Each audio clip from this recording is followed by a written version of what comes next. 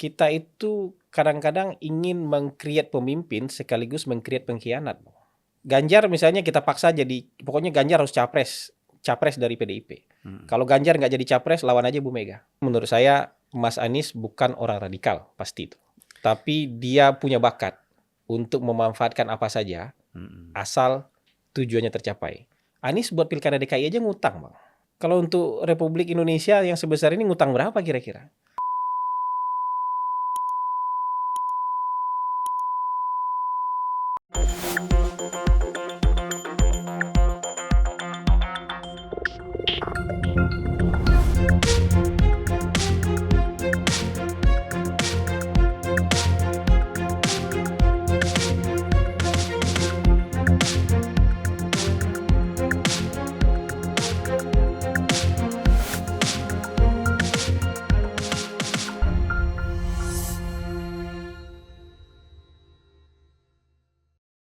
Bismillahirrahmanirrahim. Assalamualaikum warahmatullahi wabarakatuh. Waalaikumsalam. Selamat dan salam sejahtera buat kita semua. Ya. Apa kabar? Kabar baik, Bang. Allah, ini Kabar baik, Bang. Hasan Nasbi ini kalau di media online sering ketemu ya. Di media online. Ya, Bang. Iya, Bang. maksud saya di berita-berita online itu kan Iya. tiada, kalau kita buka sedikit ada lagi Hasan, buka lagi ada Hasan lagi ya gitu. Tapi kita ketemu langsung itu mungkin lama sekali dulu ya. Saya dulu pernah ngantar proposal ke Abang untuk LK2 HMI. Oh ya, saya masih PDIP itu mungkin ya. HMI cabang Depok. Abang udah anggota dewan waktu itu. Ya, PDIP 2002, ya. PDIP, ya. Aduh, lama sekali. Dan Abang salah satu penyumbang paling besar selain Mbak Akbar itu. Ya, kita kan kalau HMI kan kita selalu tempat rumah kita sebenarnya ya. Iya. Ya, tapi itu kan hanya sekedar kita lihat tempat kita belajar. Iya. Nah, kita nggak boleh terlalu fanatis juga. Enggak fanatik, cuman silaturahmi, Bang. Silaturahmi itu. Makanya HMI ini hebatnya begitu. Bahasa Arab itu yang benar bisa berubah jadi bahasa HMI. Sebenarnya kan aslinya itu silaturahim. Iya, jadi silaturahmi jadinya. Nah, jadi dalam HMI silaturahmi, jadi pertemuan HMI. antara HMI. Biar belakangnya HMI. Ya, jadi silaturahmi dari silaturahim. Nah, gitu. Orang akhirnya semua orang pakai silaturahmi. Silaturahmi, karena belakangnya HMI padahal sebenarnya. Iya. Nah, kita ini hari ini kawan-kawan ini mesti tahu ya bahwa kalau orang bicara dengan Hasan Nasbi ini pasti ingatnya Alphard. Kan? Taruhannya Alphard kan gitu. Bukan soal bicara harga. Jadi lama-lama kita jadi ini, Bang, nih. Jadi sales. Jadi endorser Alphard nih. Iya. Tapi saya dengar beberapa kali udah ke Toyota kan? Sudah di DP gitu. Udah ya. Nanti bulan Mei datang. Oke. Kita bicara ini kan paling menarik sekarang ini kita isu yang paling utama sekarang ini kan persoalan capres cawapres ya. Iya, Bang. Siapa yang mau jadi capres, siapa yang mau jadi cawapres. Sekarang kita lihat ada 3 nama yang teratas. Nampaknya terus yang digoreng-goreng di 3 nama ini kan, Prabowo, Ganjar, Anies, kan gitu. Iya. Nah, sehingga ada relawannya juga dari Ganjar mau lompat ke Anies, belum ada respon, akhirnya lompatnya ke Prabowo kan gitu. Iya. Nah, jadi kalau kita lihat dari segi ini memang tidak ada isu lain yang lebih menarik daripada ini. Nah, kalau kita angkat isu lain dianggap wah ini kita kurang up to date nih. Nah, jadi harus bicara soal capres dan cawapres. Nah, bagaimana kalau melihat peluang Anies dan Ganjar ini dalam pencapresan ini? Ya, saya sih sebenarnya bukan bicara orang dulu sebenarnya waktu itu, Bang. Saya bicara bahwa yang bisa mengajukan capres, kalau menurut saya itu 3 partai aja. Yang secara kemampuan, size partainya, ukuran partai itu bisa jadi ketua kelas ngajukan capres. Kan capres itu pasti dari ketua kelas, Bang. Yeah. Nggak mungkin dari anggota kelas capres itu nggak mungkin tuh. Jadi pasti dari ketua kelas. Yang bisa jadi ketua kelas itu menurut saya itu 3 partai aja. PDIP, Gerindra, Golkar. Kan gitu. Yeah. Jadi Saya tuh berangkat tuh dari situ. Iya, iya, iya. Waktu itu ada talk show bareng sama Abang waktu itu. Oh, Abang udah masih di lama sekali Nasdem. itu. Iya, Abang masih di Nasdem Ya, waktu itu. di Total Politik Di ya. Total Politik, saya bilang ini masalahnya Nasdem nggak bisa jadi ketua kelas, saya bilang gitu. Kenapa Nasdem? Menurut saya Anies itu konsekuensi aja ini. Karena yang ngajukan capres menurut saya itu ketua kelas. Nah, ketua kelas koalisi. Bagaimanapun kan ada presidensial threshold. Kalau nggak ada threshold, semua orang bisa majukan Ya, ya. capres. Nah, kalau dari 3 capres ini kan, dari 3 partai ini, kalau kita bicara Ganjar masih kebuka peluangnya PDIP. di PDIP. Ya. Tapi menurut saya hanya di PDIP. Ya.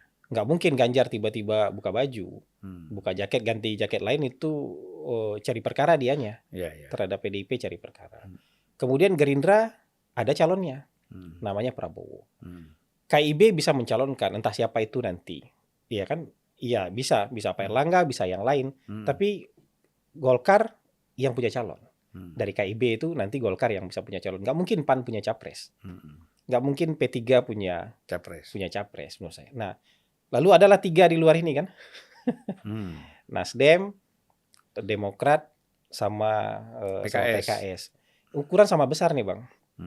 Nah, 59, 54 sama 50.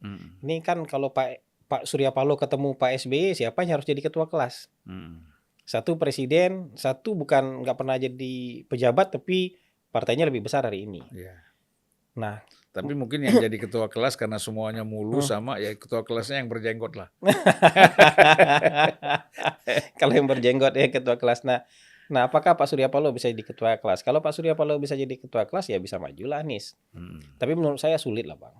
Nasdem menurut saya dari size partai sulit untuk mengajukan capres. Karena dia kan harus membungkus 3. Harus bertiga buat dia gitu.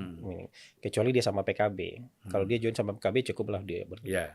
Jadi kalau peluang Anies menurut saya benar-benar itu lebih kecil daripada peluang Ganjar. Kalau orang kan nyangka Ganjar peluangnya hidup hanya gara-gara kalau kartu Anies hidup. Menurut saya enggak.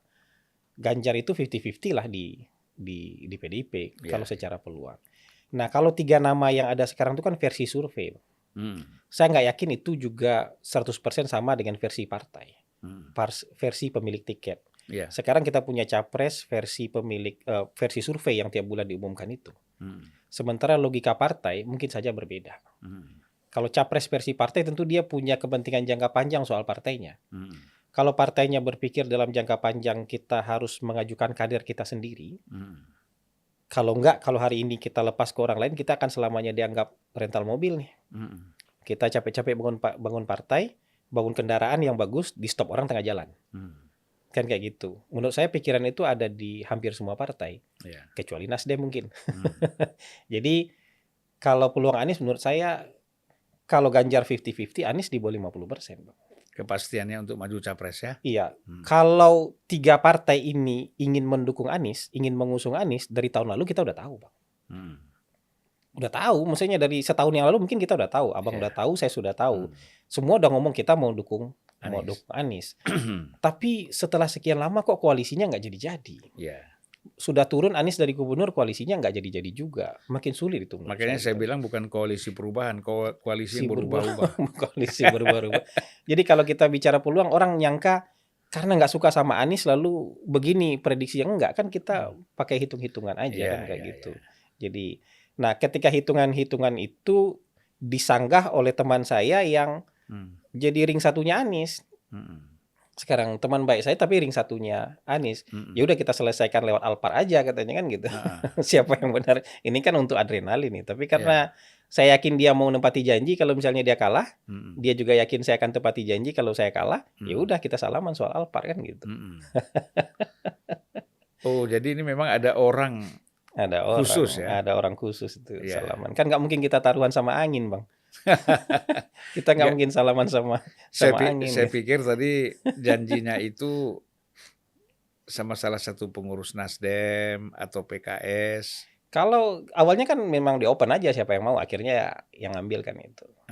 Gitu. Yang ngambil ring satunya Anies yang non partai lah. Gitu. Ya jadi kalau kita lihat begitu rendahnya ya kemungkinan Anies untuk menjadi capres. Ini kan menunjukkan kan lemahnya koalisi dari 3 partai ini kan. Iya. Mm-mm. Kalau menurut saya kan faktornya pasti banyak nih Bang. Pertama tuh saya selalu tekankan orang anggap sepele siapa yang harus jadi ketua kelas. Padahal Nabi aja bilang kalau berjalan 2 orang harus ada yang diangkat jadi ketua 1. Yeah. Ini berjalan 3 rombongan besar nih Bang. Harus ada ketua, pasti harus ada ketua. Siapa yang harus ambil putusan? Kan gitu. Menurut saya Anies belum makomnya jadi ketua Bang. Kecuali zaman Pak Jokowi gitu. Pas periode kedua makom ketua tuh Pak Jokowi ketuanya. Ketua kelasnya bukan PDIP tapi ketuanya itu Pak Jokowi. Tapi hari ini kan makomnya Mas Anies belum bisa nih membungkus 3 ini buat dia jadi ketua kan belum bisa. Kalau istilah sapu dia masih lidi, bukan gitu. bukan, Masih lidi yang cerai-cerai 1-2 ini. Belum yang bundelan yang besar itu bisa nyapu. Jadi muscle-nya belum ada, Bang. Ototnya tuh belum ada untuk menyatukan ini. Belum dia yang ketuanya. Kalau Mas Anies jadi ketua dan tampak oleh kita itu dia cocok jadi ketua, kebungkus lah ini. Kemudian soal power sharing, Bang. Power sharing yang bagi siapa, Bang? Nasdem kah yang bagi atau Anies yang bagi? Kan power sharing harus dimunculkan sekarang di atas meja. Kalau Mas Anies yang bagi, konkret nggak bagi-baginya? Apa normatif? Kan kita bisa bayangkan. Kalau power sharingnya nggak kunjung jelas, kebentuk nggak koalisi? Kan kayak gitu tuh. Kemudian soal pembiayaan politik. Siapa yang urus pembiayaan politik? Kan di antara 3 ini kan nggak semua berada, Bang. Ada 2 AFA-nya ini. Yang 2 AFA ini siapa yang tanggung? Jadi dari kompleksitas ini buat saya ya peluangnya kecil kan. Tapi kalau deklarasi ini Bang, masing-masing deklarasi saya yakin ada nih Bang. PKS tanggal 24 deklarasi dukung Anies, percaya aja saya itu. Tapi calonnya nanti 3 orang lagi. Kita nggak lagi kan. Nomor 1 Anies, nomor 2 siapa, Aher, nomor 3 AHY kan gitu. Bisa aja ya. Bisa aja. Kan mengusung Anies satu hal gitu, tapi berkoalisi itu juga harus ada kesepakatan kan gitu. Kalau kita bicara sudah keluar ya walaupun orang menganggap bahwa ini belum konkret, tetapi kan PKS sendiri buru-buru dari Turki, kan menurut Hasan itu kan apa namanya? Mau mengunci Nasdem supaya nggak ini, supaya nggak joget-joget. Ya, kemudian AHY juga mengeluarkan ini apa press release ya, bukan pengumuman. Rilis. Lalu orang kan semakin merasa bahwa ini pasti ya. Padahal saya belum. Enggak. Abang kan lama di politik, paham lah Bang mana yang sudah pasti yang enggak. Ya artinya kan masih menunggu 24 Februari ini. Ya berarti tinggal 3 hari lagi ya. Tinggal 3 hari lagi. Kalau menurut saya kan dimanapun nggak mungkin kemudian orang bilang tuh gimmick Bang. Gimmick ini kan kita gimmick dulu, nanti kita umumkan yang benerannya gimana. Tapi kan sepengalaman kita, orang mengumumkan capres itu kan dengan cara yang decent, dengan cara yang baik, cara yang bermartabat, dengan cara ini.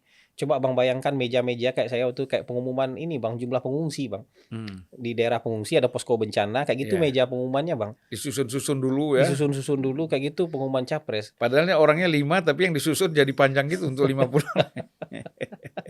Jadi kan buat saya ini ada apa ini kan gitu. Apakah mereka khawatir Nasdem membatalkan kesepakatan ini ataukah mereka pengen klaim kalau Nasdem mau coba main-main, Anies juga punya kita. Kita juga bisa klaim Anies punya kita. Atau kita nggak mau disalahkan. Jadi kalau misalnya koalisi ini gagal, nggak ada yang bisa disalahkan nih. Semua udah ngusung Anies. Kan nggak bisa Nasdem bilang, wah kita koalisi nggak kunjung terbentuk karena Demokrat sama PKS nggak kunjung mengumumkan nih gitu.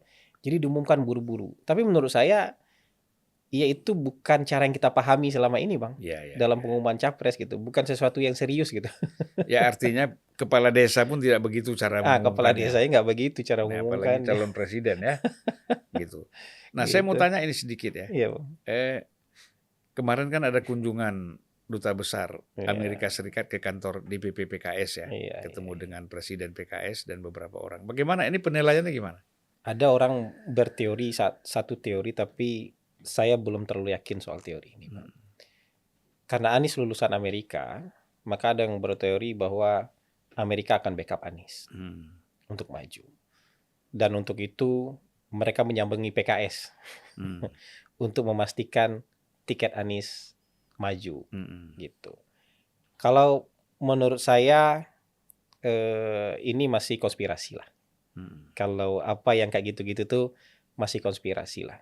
Kalau menurut saya itu lebih kepada mereka ingin tahu peta aja Bang. Pengen tahu peta konkretnya apa. Dan menurut saya negara itu nggak sekuat dulu lagi untuk ikut campur cawe-cawe urusan di luar negeri, itu nggak sekuat itu lagi. Dan nggak seberani itu lagi mereka untuk melakukan hal itu. Selain mereka juga secara ekonomi pasti ada masalah sekarang. Politik dalam negerinya juga Politik bermasalah. dalam negerinya juga mereka menyita tenaga mereka gitu. Untuk ngurus negeri yang jauh di sana ini. Kan jauh kita ini, lebih dari 30 jam kita dari sana itu. Menurut saya nggak punya tenaga lah gitu. Kecuali kayak Timur Tengah gitu. Jadi ada sesuatu yang mereka kejar di sana. Atau mungkin kayak di perbatasan Eropa Timur di Ukraina misalnya, ada sesuatu yang mereka kejar di sana. Kalau untuk merhatikan kita yang negara yang baik-baik ini aja gitu, kan kita relatif baik-baik aja ini, nggak ada ancaman apa-apa buat Amerika gitu. Secara kepentingan nasional nggak ada. Menurut saya silaturahmi juga itu bang, bukan silaturahim ya, silaturahmi juga itu ke sana tapi lebih memastikan mungkin arah PKS mau kemana, atau ya mendekatkan hubungan aja, atau mereka merasa juga kalau Anies jadi kita harus baik-baik nih sama orang ini kan gitu. Kayak Singapura juga saya juga yakin silaturahmi lah. Lawrence juga pasti silaturahmi sama Anies, silaturahmi sama PKS kayak gitu-gitu. Jadi semacam diplomasi aja menurut saya sih bang. Nggak ada yang spesial menurut saya itu. Ya, jadi jangan kita ambil kesimpulan bahwa dengan langkah-langkah yang dilakukan oleh Duta Besar AS, US ini atau Singapura, Australia, bahkan Anies ini kan diangkat sebagai ketua ASEAN Studies di Oxford ya. Iya. Tapi itu ya itu buat individu Anies saja itu bang, bukan buat jaga-jaga aja itu bang. Jadi kalau misalnya orang ini jadi, kita udah pernah sahabat sama dia, kita udah pernah silaturahmi sama dia. Kalau orang ini jadi, karena itu dilakukan juga untuk semua orang juga. Kan pasti orang-orang itu juga ketemu dengan Erlangga misalnya, ya kan? Cuman kan nggak dipamer. Orang-orang itu juga bertemu dengan Prabowo, saya yakin. Amerika pasti sekarang mau nggak mau harus ketemu dengan Prabowo, karena kan potensial kandidat kan gitu.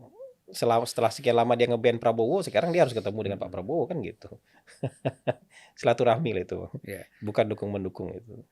Jadi kalau kita kembali lagi persoalan koalisi 3 partai ini ya, jadi kemungkinan untuk mereka bubar itu indikator-indikatornya apa kira-kira? Justru kan gini bang, kalau kita sulit mencari indikator mereka untuk bersatu, jadi kan sisanya indikator buat bubar aja gitu kan. Coba misalnya kita membayangkan 3 partai ini akan menghadapi beban ongkos politik yang kira-kira akan sama. Indonesianya kan sama, Indonesianya PKS sama Indonesianya Demokrat sama Indonesianya Nasdem kan sama. Iya kan, 810.000 TPS itu kalau masih sama nih tahun 2019, segitu juga yang akan mereka hadapi. Berarti kan biaya politik minimal yang harus mereka siapkan sama juga.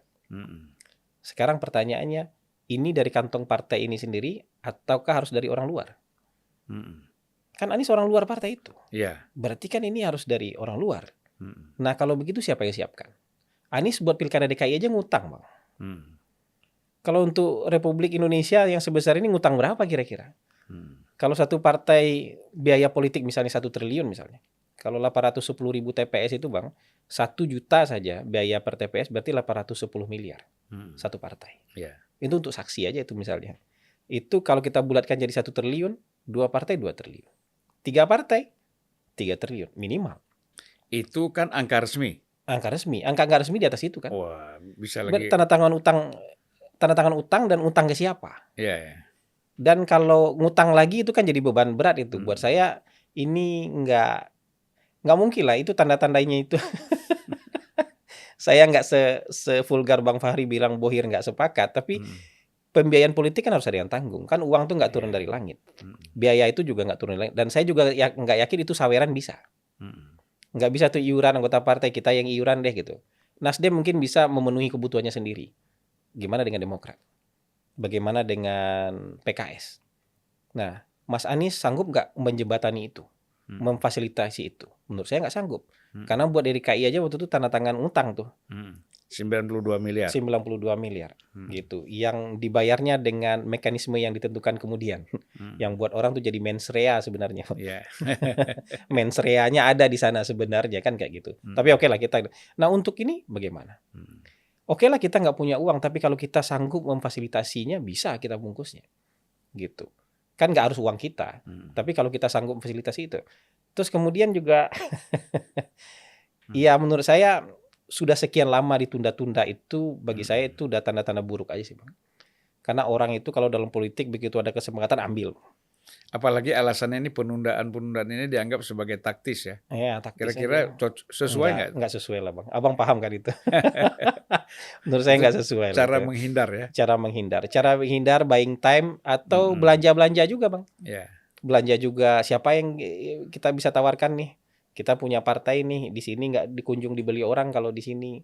Ada yang mau kosin ya kita belanja dulu ke sini gitu. Kata-katanya mungkin terkesan jual beli transaksional, tapi kan prakteknya kita nggak bisa bohong ya seperti itu gitu. Kan nggak bisa melawan kebutuhan real yang ada di depan mata gitu loh. Ya, jadi kalau saya lihat ini pendidikan politik yang tidak positif kepada masyarakat ya. Artinya sudah jelas-jelas kita ini punya koalisi, katakanlah rencana koalisi, belum koalisi, rencana koalisi 3 partai. Tetapi ada yang berkunjung dari 3 partai ini, ada yang berkunjung ke Gerindra. Iya, berkunjung ke Golkar. Terus ketemu ketua umum Golkar kan gitu. Lalu PKS datang ke PKB atau ke koalisinya Prabowo gitu kan. Itu yang saya pernah bilang Bang. Jadi kita itu dicekoki dengan ada gium politik yang lalu kita terima itu taken for granted. Politik itu dinamis. Politik itu the art of possibilities. Itu terus kita pegang, itu jadi justifikasi seolah-olah kata-kata politikus nggak ada bisa dipegang, Bang. Jadi kalau misalnya ada orang tukar-tukar koalisi gitu ya, kemudian kecewa di sini, kemudian pindah-pindah itu dijustifikasi dengan kata-kata itu ya kan politik dinamis. Semua kemungkinan terbuka. Lalu masyarakat yang menonton ini pegangannya apa? Kalau kata-kata politik kita udah sepakat berkoalisi, kenapa nggak koalisi itu yang diperkuat? Sebenarnya itu kata-kata dinamis, taktis, semuanya itu untuk menutup oportunismenya ya. Kan sebenarnya opportunity itu diambil kan nggak apa-apa. Cuman opportunity kan harus kelihatan patternnya, polanya. Oh kalau kita ketebak kita bermasalah dong. Justru yang jadi bermasalah menurut saya ketika masyarakat kemudian menganggap orang politik begini ya kalau begitu orang-orang di atas kita tanpa teladan, kita di bawah juga boleh begitu. Jadi minim keteladanan jadinya. Kalau berniat koalisi ya udah berkoalisi aja. Gitu. Kalau ditunda-tunda terus tuh lagi belanja itu namanya. Dibalik pernyataan politik itu dinamis. Dibalik pernyataan politik itu adalah the art of possibilities gitu. Jadi buat saya nggak dapat keteladanan kita masyarakat ini gitu. Makanya saya bilang kalau udah banyak joget-joget nggak jadi ini gitu. Oke, kalau nggak jadi berarti kan dari segi survei Anies ini lumayan ya. Bagus Bang. 3 besar, tiga besar ya. Konsisten dan bagus. Bagus. Nah, ada nggak kemungkinan ada partai lain yang ingin mengusung Anies kira-kira? Jadi kalau Nasdem bawa Anies, maka menurut saya peluangnya ditawarkan jadi cawapres. Karena kan akan ketemu ketua kelas. Ketua kelasnya hanya maju capres. Kalau Anies dibawa oleh Demokrat, peluangnya tetap cawapres juga. Ketemu ketua kelas lain. Dibawa sama PKS juga, peluangnya cawapres. Jadi menurut saya peluang Mas Anies terbaik ya, chance-nya adalah sebagai cawapres. Ya kita harus itu biasa kan, biasa. Ya biasa itu gitu. Dulu kan kita ingat Wiranto pernah menjadi capres, hampir menang lawan di 3 besar dulu ya. Masuk 3 besar aja. Masuk 3 besar. Tapi kemudian jadi cawapres. Ya, kemudian pada masa JK jadi cawapresnya Pak JK. Dia jadi cawapresnya Pak JK gitu kan. Padahal JK itu wapres kan gitu. Padahal Pak JK-nya wapres waktu itu. Jadi saya kira biasalah kalau Anies juga menjadi cawapres jangan merasa bahwa dia itu downgrade ya. Iya. Walaupun misalnya saya mendengar kabar misalnya dari timnya Mas Anies bahwa Mas Anies tuh targetnya cuman capres. Kalau dia nggak dapat kesempatan capres maka dia akan jadi cagup lagi. Karena dia nggak mau jadi wakil. Mungkin itu pendirian dia. Tapi menurut saya sebenarnya cawapres itu not bad loh. Karena banyak orang yang mati-matian buat dapat itu. Iya dong. Gitu.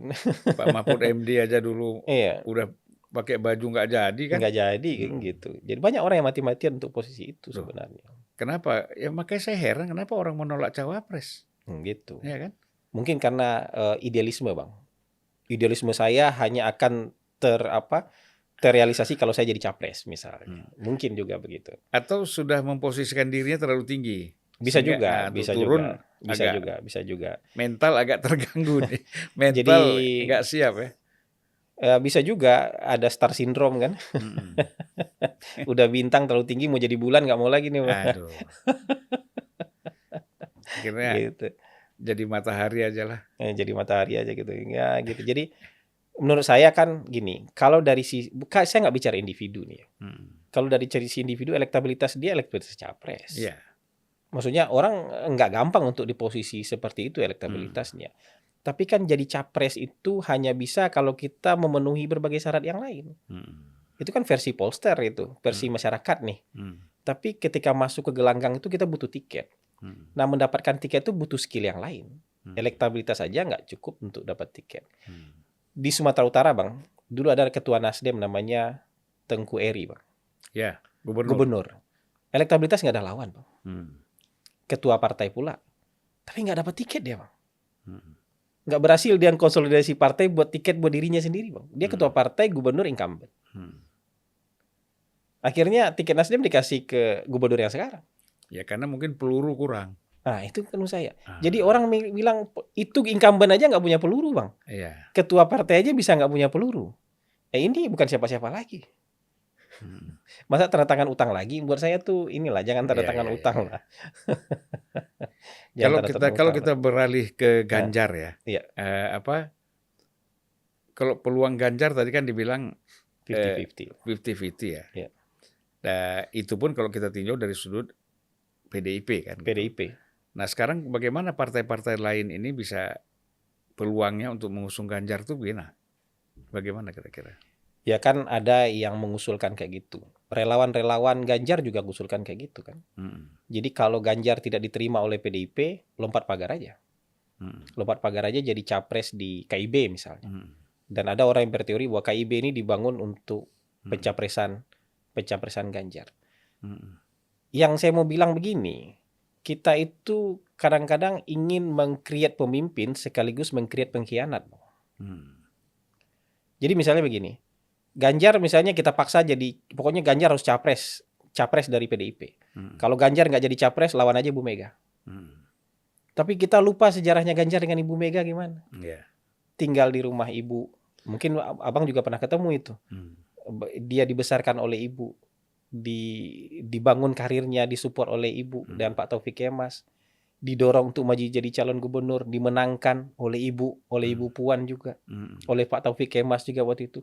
Nah sekarang begitu tiba calonnya, begitu tiba maunya jadi capres dan nggak kejadian, kita suruh lawan aja ibu itu. Dan saya kira tradisi orang Jawa jarang lah seperti itu. Gitu. Ya. Jadi menurut saya, kalau Sumatera masih mungkin tuh. Kalau tradisi orang Jawa itu, apalagi modelnya seperti Ganjar ya. Iya. Kan dia bukan orang yang sangat progresif ya. Iya. Nah, itu satu. Yang kedua, disuruh dia lompat pagar. Misalnya disuruh tampung di KIB. KIB, taruhlah bisa dipaksa nih.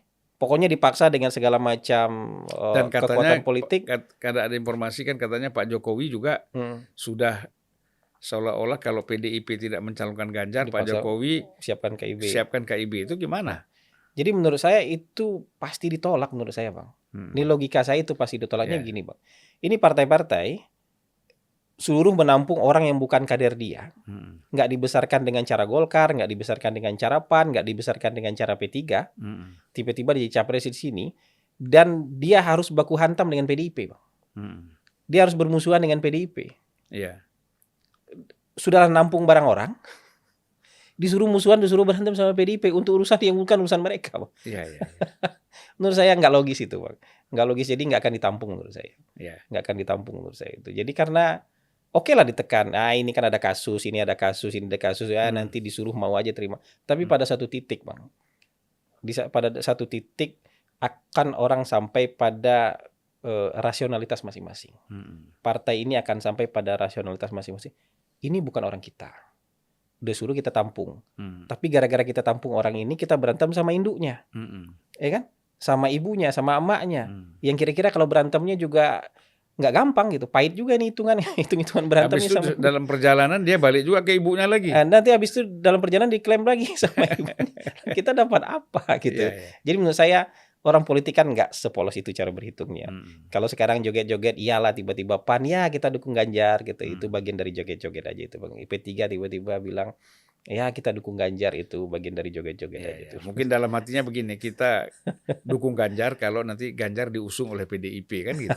Mungkin juga itu, kalau itu lebih masuk akal. Iya. Nggak ada risiko. Nggak ada risiko. Ini sudah nampung barang orang, kita disuruh ribut pula sama sama ibunya kan gitu. Dan nggak enak kan Bang. Ribut sama PDIP itu kan buat partai manapun kan nggak enak. Iya.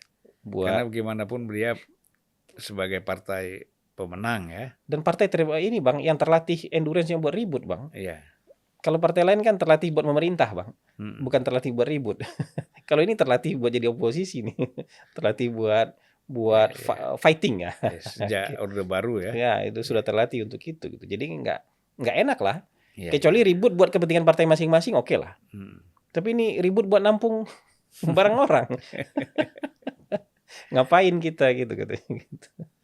Ya, kalau kita masuk kepada persoalan sekarang kan bicara soal polarisasi ya. Nah, ini kan satu kekhawatiran yang luar biasa. Iya. Sehingga perlu ada rekonsiliasi, macam-macam upaya dilakukan untuk agar polarisasi ini tidak terjadi.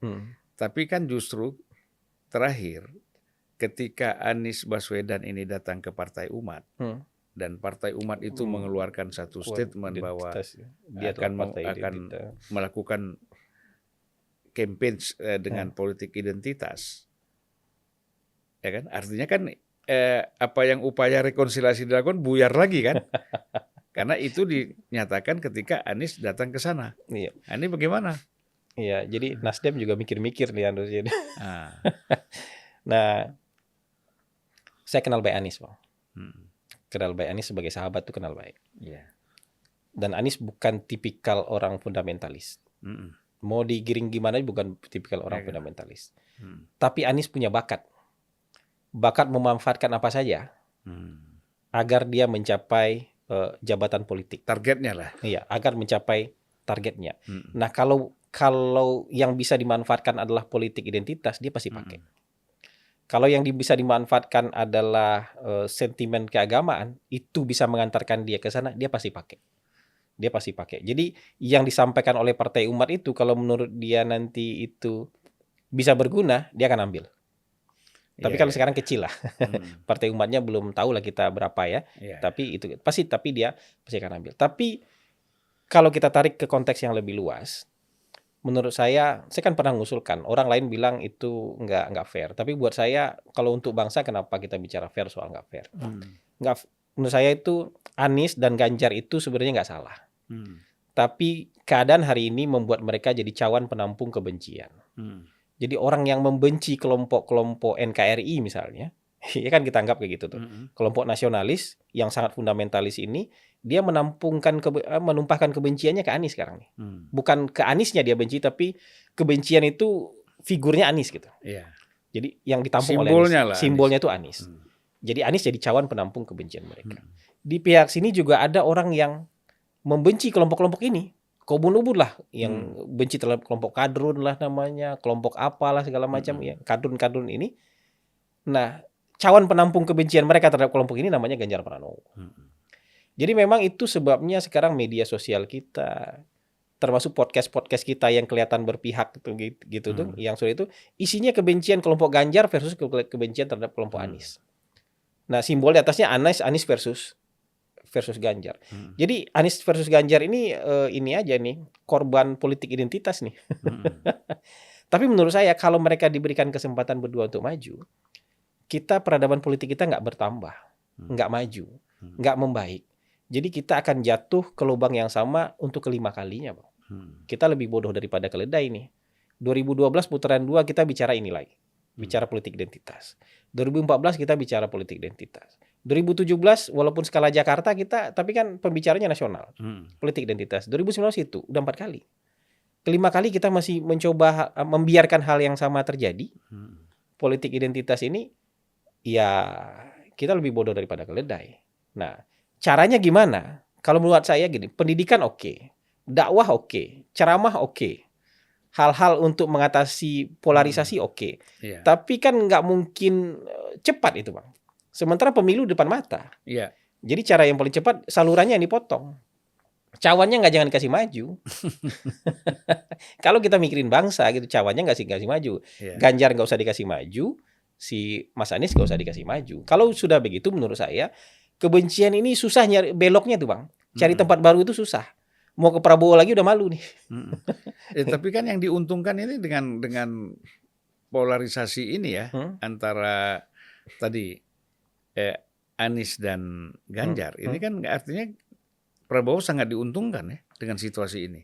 Kalau kita melihatnya gini bang, kalau kita melihatnya Prabowo mampu merangkul itu semua. Pak Prabowo harus diakui dia memang sudah punya captive market. Sudah punya dia captive market dia. Tapi captive market Pak Prabowo 25-30% lah. Sisanya sanggup nggak dia nampungnya? Mampu nggak dia meraupnya? Kan kayak gitu. Atau kan gini, trikinya ketika pemilihan itu kan berdasarkan voters turnout, bukan 100% populasi. Kalau kita bicara 100% populasi, saya yakin orang yang ingin kedamaian dan nggak ingin pertengkaran itu lebih banyak, Bang. Tapi orang ini bakal datang ke TPS nggak? Orang yang militan datang ke TPS ini menurut saya orang yang berantem, Bang. Yeah. Jadi kalau orang yang suka kedamaian nggak datang ke TPS, walaupun jumlahnya lebih banyak. Sementara orang yang militan tapi suka berantem ini datang ke TPS, walaupun jumlahnya lebih sedikit, yang menang yang mana, Bang? Ya seperti kita nonton bola aja ya, gitu kan. Kita kan kalau kita tidak senang bola terserahlah siapa yang menang. Siapa yang kalah. Tetapi kalau yang pro MU, satu pro misalnya Liverpool, itu dua-duanya nonton itu habis-habisan. Dua-duanya nonton. Jadi kayak gitu. Jadi bisa mereka aja si TPS itu. Iya. Apakah Pak Prabowo akan mendapatkan ininya keuntungannya? Bisa, kalau Pak Prabowo bisa betul-betul tampil di tengah dan bisa menjadi penampung orang-orang yang tidak suka polarisasi ini.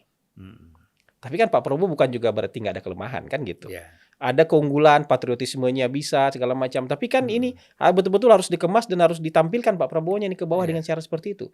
Pak Prabowo harus pidato, saya nggak suka ini lagi nih. Saya minta maaf nih, kemarin saya bagian dari ini.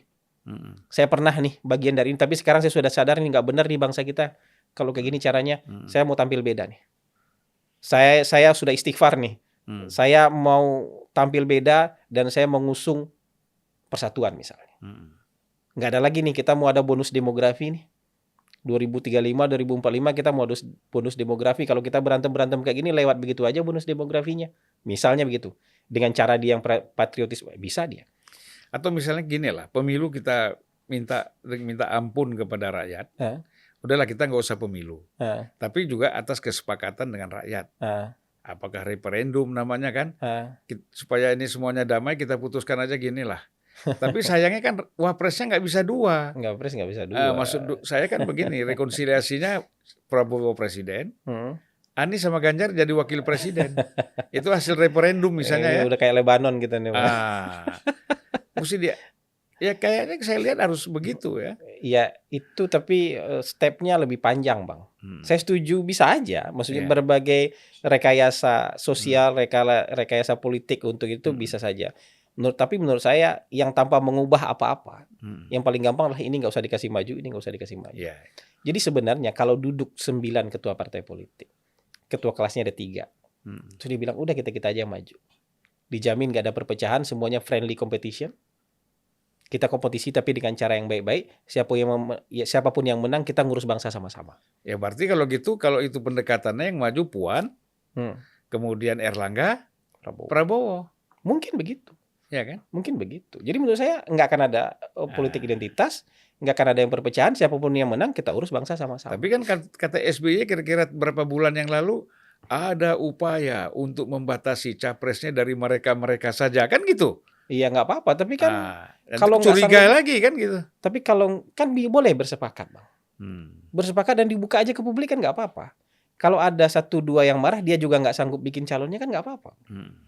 Kan bila yang 9 ini bisa atau 7 deh yang duduk, yang 2 nggak mau duduk, 7 yang duduk yang sama-sama koalisi pemerintah ini duduk lah. Kita yang maju kita aja. Ada 3 ketua kelas ini ya, ini aja yang maju. Kita tawarkan ke masyarakat biar masyarakat yang pilih. Yang 2 marah. Biarkan marah, tapi kan nggak sanggup bikin koalisi juga. Nggak bisa masuk gelanggang juga, tiketnya nggak ada. gitu. Maksudnya kita buka juga peluang marah itu kan nggak Iya, apa-apa. iya. Gitu. Tapi kan nggak akan jadi politik identitas marah itu. Ya, Gitu. supaya betul-betul oposisi ya. Nah, supaya betul-betul Jadi jangan oposisi gitu. oposisi setengah hati. Nah ya. Tapi kalau misalnya akhirnya sadar, oh ya sudahlah, kita kan juga memerintah sama-sama nanti. Ya udahlah, kita ikut salah satu. Yang paling mungkin, yang paling besar peluang menangnya, nggak apa-apa juga. Buat saya 2024 harusnya lebih cair, ya lebih cair dibandingkan 2019. Jadi untuk menatap itu kan bisa diatur ulang lah, di-arrange ulang lah koalisi ini, bisa dikocok Ya. ulang lah. Tapi kalau kita lihat kembali lagi bahwa ada orang yang mengatakan sangat disayangkanlah Anies itu hadir misalnya di acara Partai Umat Partai ya. Umat. Sebenarnya untuk silaturahim, saya nggak mau pakai silaturahmi ya. Oke lah. Apa untuk silaturahim sebenarnya kan tidak ada masalah. Iya. Kan dia diundang untuk hadir. Tiba-tiba ada pidato begitu. Tiba-tiba ada statement dari Ketua Umum Partai Umat seperti itu. Nah, ini kan membuat artinya stem bahwa Anies sebagai bapak identitas itu menjadi semakin kuat gitu. Dan Anies nggak berani membantah pasti. Karena apapun dia menguntungkan tidak akan dia bantah, Bang. Ya. Jadi menurut saya Mas Anies bukan orang radikal, pasti itu. Ya, tidak ekstrim. Tidak ekstremis gitu. Itu udah pasti itu. Tapi dia punya bakat untuk memanfaatkan apa saja asal tujuannya tercapai. Nah, apa sajanya ini yang bisa berbahaya, Bang. Jadi kalau nggak ada benteng dan dipilah-pilahnya, ini yang berbahaya kan gitu. Ya makanya dia siapa ada yang undang datang. Dia tidak pikir nanti akan terjadi keterpecah belahan ataupun dia lupa juga dengan dia datang ke situ kan. Artinya kan pendukung dia yang tadi sudah solid bisa ragu-ragu lagi kan? Bisa ragu-ragu lagi. Nah, ini artinya tim Anies ini harus betul-betul punya kemampuan politik yang tinggi. Jam terbang kan penting juga itu, Bang. Bukan hanya sekedar dia pimpinan partai, bukan karena dekat ya. Kan termasuk juga mempublikasikan surat perjanjian itu kan juga gara-gara jam terbang. Yang surat perjanjian itu kalau nggak dipublikasi itu, Bang, itu misalnya udah reda aja tuh, udah hilang aja, jadi gosip-gosip di mulut aja. Tapi ketika dipublikasi, dipretelin orang satu-satu. Kemudian dicari orang sekarang mens rea-nya.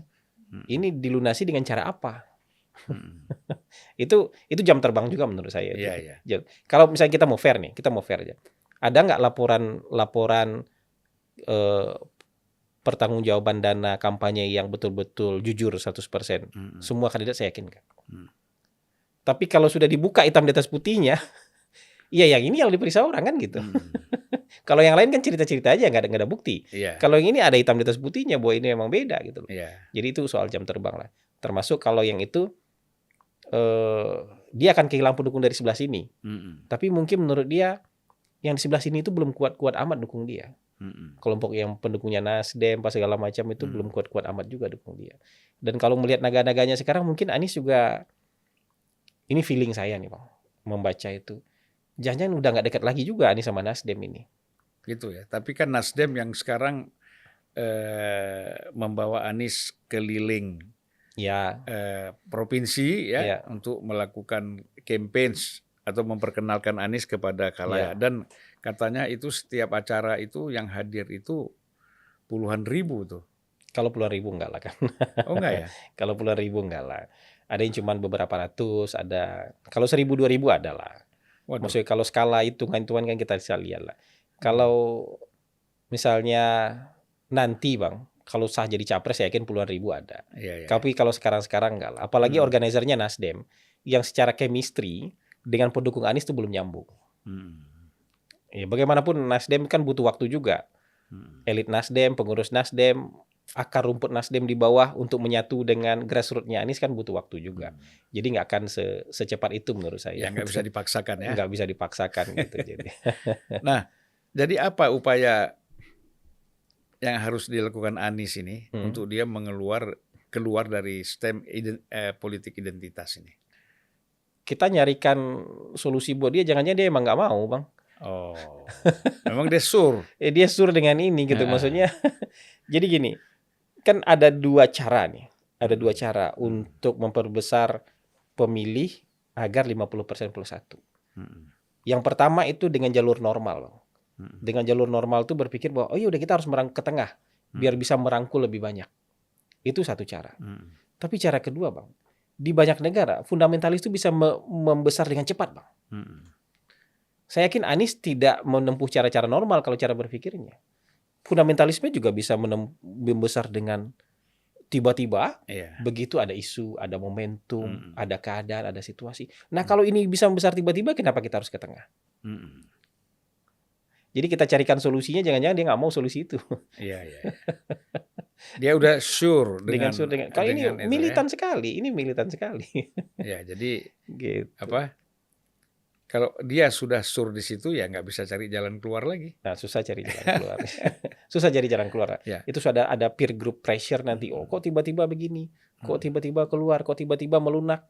Kok tiba-tiba agak ke tengah nih? Kami yang sudah militan-militan ini jadi kehilangan simpati. Gitu. Karena yang militan-militan ini kan nggak mau kompromi. Maunya hitam putih aja. Kalau lawan mau benar mau salah, orang lawan aja terus kan gitu. Sama kayak ini, pendukung klub bola. Mau benar mau salah, cara mainnya pokoknya itu lawan gitu. Kena kartu merah dia marah-marah, padahal dia tackle orang ya. Berarti tackle orang. Kurang ajar ini gitu. Kita di kartu merah sama dia gitu. Ya, jadi kalau kita lihat, apa memang salah ini politik identitas ini? Dari segi teori politik atau pendekatan politik misalnya? Masalahnya, Bang, politik identitas itu kan sesuatu yang tidak bisa kita ubah. Kalau menurut saya nggak bisa kita ubah. Saya orang Padang, Abang orang Aceh, nggak bisa kita ubah. Nggak bisa tiba-tiba Abang walaupun ngomong Jawa, Abang Zulfan akan tetap jadi orang Aceh. Terus kita lahir dari keluarga Muslim, ya mayoritas sampai besar kan kita Muslim. Nggak bisa tiba-tiba berubah. Atau kita lahir Tionghoa, Buddha, Tionghoa, Kristen, terus tiba-tiba untuk tujuan politik kita berubah jadi Muslim, tapi mata kita kan tetap sipit. Walaupun ganti namanya Muhammad. Jadi nama Muhammad ini kan sesuatu yang kita nggak bisa ubah. Atau perempuan nggak layak jadi presiden katanya kan, nggak bisa jadi presiden gara-gara ada dalil agamanya gitu. Masa dia berubah jadi laki-laki kan nggak bisa. Jadi kalau menganggap orang tidak pantas memimpin gara-gara identitasnya, Bang, sesuatu yang dia nggak bisa ubah, bukan salah dia. Ya itu kan buat saya emang bahaya, Bang. Akan ada sakit hati yang nggak bisa dimaafkan, Bang. Lukanya itu, apalagi kalau misalnya sampai kepada permusuhan yang sudah lukanya itu luka bacok, luka yang susah untuk sembuhnya. Menurut saya politik itu jangan sampai ke identitas. Politik itu harusnya sampai di setuju nggak setuju aja. Saya bisa nggak setuju dengan Bang Zulfan, tapi kita tetap bisa berteman. Kalau levelnya sampai setuju nggak setuju aja tuh kayak Natsir sama Bung Karno, Bang. Kalau levelnya setuju nggak setuju tuh kayak Natsir sama Syahrir ya. Sama Syahrir atau Natsir sama yang IJ Kasimo. Mereka berdebat tunjuk-tunjukkan di konstituante tapi pulang naik sepeda bareng, Bang. Boncengan. Itu politik, bukan politik identitas, itu politik sampai di setuju nggak setuju. Saya nggak setuju sama dia, sampai mati saya nggak akan setuju sama Bang Zulfan. Bisa kita begitu. Berbeda oke lah ya, tapi jangan sampai bicara soal identitas. Jangan sampai karena itu akhirnya di hatinya dalam lukanya, Bang, gitu. Nah, luka itu kalau nggak bisa sembuh gimana? Tapi kalau kita berdebat urusan duniawi aja nih, Bang. Urusan duniawi levelnya setuju. Saya nggak, sampai kapanpun saya nggak setuju dengan Bang Zulfan, nggak apa-apa. Sampai kapanpun saya nggak setuju dengan Anies, nggak apa-apa. Sampai kapanpun saya nggak setuju dengan Ganjar misalnya, nggak apa-apa. Itu. Tapi kalau ada identitas, dia udah tiba-tiba jadi komunis Ganjarnya, tiba-tiba jadi aseng dia, tiba-tiba jadi kafir dia, itu kan lukanya nggak bisa sembuh itu. Gitu. Tapi kalau kayak John McCain aja, John McCain itu sampai kapanpun dia, selama Obama memimpin, dia nggak pernah setuju tuh sama, bukan nggak pernah setuju, sebagian besar dia nggak setuju tuh, dia lawan terus Obama. Tapi waktu dia meninggal, dia pesan itu, yang boleh datang itu presiden 2 aja katanya. George Bush satu, yang kedua Obama. Donald Trump jangan sampai datang katanya. Sama Donald Trump itu satu partai sama dia, tapi luka di hatinya, Bang. Dia bilang dia bego, Bang. Kalau tentara sampai ketangkap di Vietnam tuh tentara bego, kata Donald Trump. Salah sendiri kenapa dia ketangkap, berarti bodoh dia, kata. Itu luka hatinya, Bang. Tapi kalau dia dilawan karena program dia dibantah, tidak disetujui, dia nggak pernah sakit hati. Nah, manusia politik menurut saya begitu. Selama politik itu sampai di level setuju tidak setuju aja. Saya sama Bang Fahri dekat, Bang. Walaupun saya banyak perbedaan dengan Bang Fahri, tapi kita nggak akan musuhan menurut saya. Karena ide gagasan yang berbeda ya. Ide gagasan berbeda. Gitu. Jangan sampai kita di stem misalnya, Zulfan itu payah, itu anggota DPR, politisi, nggak benar, itu biasa. Biasa. Tapi ketika dia bilang bego. Iya. Terus kedua dia bilang minimal gini aja, dasar orang Aceh. dasar orang Aceh. Nah, itu lukanya gimana, Bang? Ya. Dasar Dan orang Aceh itu Zulfan itu. Memukul itu kan. Ha-ha. Itu yang kena orang tua kita semuanya itu. Keluarga kita. Kita Semua. Jadi nggak benar semua orang Aceh jadinya kan gitu. Nah, inilah pendidikan politik seperti ini saya kira memang perlu gitu. diberikan contoh kepada masyarakat ya, agar tidak lagi terjebak di dalam politik identitas. Nah, makanya kita sayang sekali ya, di dalam Partai Umat itu ada yang namanya Pak Amin Rais, sudah dianggap sebagai tokoh nasional. Beliau ini kalau nggak salah doktor politiknya dari Chicago ya. Itu kan sudah luar biasa sebenarnya. Tetapi dengan ada dari partai yang ini mengeluarkan akan terus melakukan pendekatan politik dengan politik identitas, ini disayangkan sekali. Dan mudah-mudahan lah saya kira ya masyarakat kita, publik ini, termasuk para calon pemilih-pemilih nanti itu tidak terjebak dalam pikiran-pikiran politik identitas. Amin, Bang. Semoga kayak gitu. Itu kita harapan kita ya. Nah, nanti kan tinggal Sirus Network ini kan melakukan penelitian lagi ya, sejauh mana masyarakat menolak politik identitas kan itu. Yang menolak itu besar sebenarnya, Bang. Besar ya. Di atas 50%. Di atas 60% yang menyatakan itu. Tapi hati dan mulut emang beda, Bang. Jadi misalnya gini, kamu begini, dia bilang enggak sih, kita nggak pakai politik identitas. Tapi ditanya pakai pertanyaan saringan, Anda bersedia nggak terima orang yang beda agama tinggal di sebelah rumah Anda? Mayoritas nggak setuju. Ya itu kan sama seperti begini. Misalnya kita bersama istri kan, istri kita, kamu sayang nggak sama kita? Padahal hati kita belum tentu sayang. Tapi karena kita diancam sama istri, kalau kamu nggak sayang, gue ceraiin. Kita bilang aku sayanglah sama kamu kan gitu. Sama lah kira-kira itu. Sama lah kira-kira itu. Jadi begitu tuh. Tapi kalau saya belum pernah begitu. Berarti itu dari teman dapatnya, Bang. Dari teman dapatnya. Iya, banyak teman-teman saya.